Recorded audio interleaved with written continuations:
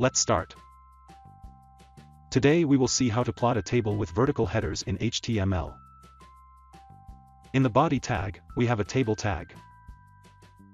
Inside the table tag, we have a tr tag. Tr stands for table row. This tag defines rows of the table. Inside the first row, we have one th tag. Th stands for table header. So this first cell of the first row would work as the header. And we have written some header text here. Then we have defined some td tags. Td stands for table data. Here we define the first row content.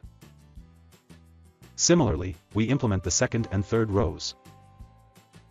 Now, by default the table does not have any borders, so we have written this style tag inside the head tag.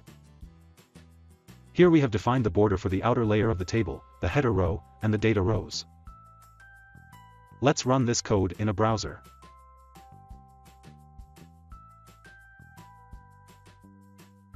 So that's it. That's how you can implement a table with vertical headers in the HTML. Thank you.